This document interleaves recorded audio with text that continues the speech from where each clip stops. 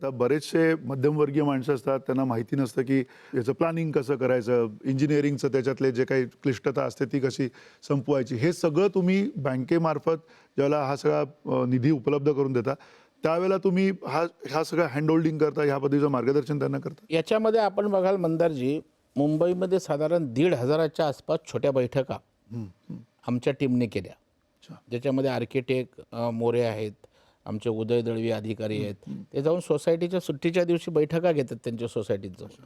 परंतु याच्यामध्ये आमच्या बँकेमध्ये पण आम्ही मार्गदर्शन कक्ष आहे, तिथे गेलं तर आमच्या या सेल्फ डेव्हलपमेंटसाठी परिपूर्ण मार्गदर्शन होतं. आमच्या टीमला बोलवलं की त्या सोसायटीत जातात.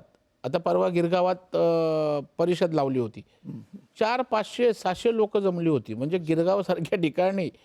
पण त्यांची अडचण काय की तिथे पागडीच्या इमारती आहेत, सेस प्रॉपर्टी आहेत, बेनामी प्रॉपर्टी आहेत, त्याच्यामुळे रिपेअर बोर्डाच्या इमारती आहेत. तर या सगळ्यांना सुद्धा ह्या स्वयंपुनर्विकासात आणायचं आहे. आणि म्हणून मी राज्याच्या मुख्यमंत्र्यांकडे बैठक मागितली, ते बैठक देणार आहेत.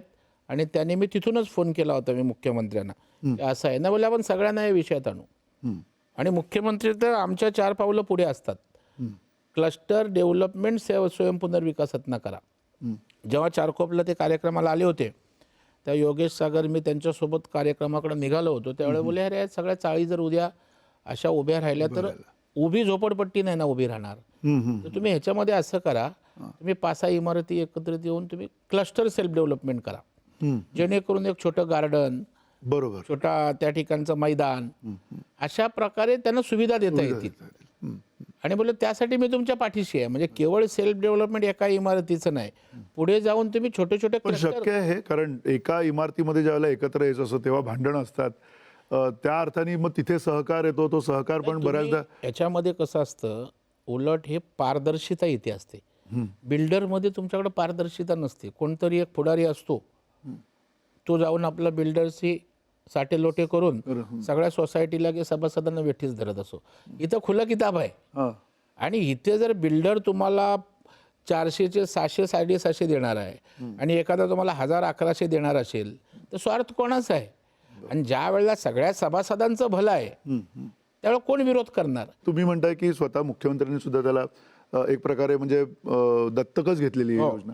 जर असं असेल तर केवळ मुंबईपुरता ही मर्यादा असणार आहे की येणाऱ्या काळामध्ये खास करून मुंबई बँकेकडनं असेल की इतर पण बँका ह्याच्यामध्ये येऊ शकतात? आता याच्यामध्ये याची व्याप्ती वाढायला लागली.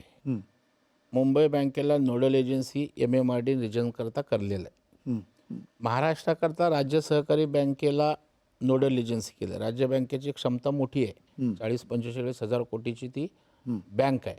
ज्या पद्धतीनं ही सगळी मोहीम तुम्ही सुरू केलेली आहे, ज्या वेळेला एखादी बिल्डिंग बांधली जाते, पूर्णपणे इमारत उभी राहते, सोसायटी पुन्हा तिथे बनते, ती सोसायटी आधीची जी असते तीच पुढे जाते, पण ज्याला त्याच्यात FSI असेल, TDR असेल, हे सगळ्या ज्या काही भानगडी असतात, त्यातनं मिळणारा जो अधिकचा जो नफा असेल, पैसा असेल, तो नफा म्हणजे अधिकची जागा तर मिळतेच आहे, पण नफा जो आहे तो कसा वाटला जातो? चांगला प्रश्न विचारला. इथे सगळं वाटप आहे ना, तुम्ही तुमचे मालक आहात.